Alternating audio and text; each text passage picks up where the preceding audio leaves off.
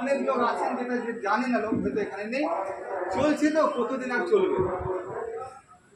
Sir ভালো বলেছিলেন Rakesh sir, परसों दिन गए थे हम लोग उधर, उनके लिए एक जोरदार ताली कर दीजिए कि ऐसा नहीं है। उन्हें एक दिन से बोलेছিল মনে হয় আছেন এখানে এসছেন মিটিংয়ে, যে আপনাকে আজকে প্রোডাক্ট দিয়ে আর কালকে কোম্পানি বন্ধ হয়ে যাবে, আপনার দেওয়ার জন্যই শুধু বসেছিল, কি আপনারটা দেওয়ার পরে কোম্পানিটা বন্ধ করে দেবে। মানে গত 25 বছর 24 বছর ধরে চলে আসছে, বন্ধ হবে কী করে? আমরা কারো টাকা নিচ্ছি না, লেনদেন টাকা কিছু হচ্ছে না, বন্ধ করার কেনাবেচা করে ডাইরেক্ট মার্কেটিং ক্যাশ বিজনেস করছে, তাহলে বন্ধ হওয়ার কোনো ভয় নেই। আর সেন্ট্রাল গভর্নমেন্ট হয়ে গেছে, এখন কোনো অসুবিধা নেই। যদি আমরা এখানে মন প্রাণ দিয়ে একটা নিজের টার্গেট নিয়ে যদি এখানে কাজ করি স্যার, বড় একটা জায়গা করা যাবে। আর জায়গা করার জন্য স্যার কিছু না কিছু আপনার মধ্যে কারণ থাকতে হবে, এই বিজনেসটা আমি কেন করব।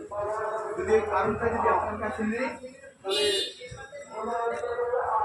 কত এসপিতে কাজ করতে পারবেন না যদি এসপিতে ধরে রেখে মনের মধ্যে চিন্তা ভাবনা। আর একটা হলো কি কাজের মধ্যে অ্যাপ্লাই করা, মানে দৌড়ানো, বিশ্বাস কোম্পানির উপরে আছে, আপনার নিজের উপরে বিশ্বাস করতে হবে যে আমি পারবো। কিন্তু মানুষকে ভাবতে হবে আমি পারবো না, কি বলে এলাম, আমি যাই তো নেই জায়গায় প্ল্যান দিকাতে আমার দ্বারা হবে। বলুন তো, মানুষই তো সব কিছু করে স্যার, ঠিক তো? মানুষই সব কিছু করে, কিন্তু আমি পারবো তার থেকে 10 গুণ বেশি বিশ্বাস আছে কি আমি পারবো। এটা স্বাভাবিক, আবহাওয়া দরকারও আছে বলে সবাই যদি করতে পারবে তাহলে আর কোম্পানিতে জায়গা থাকবে।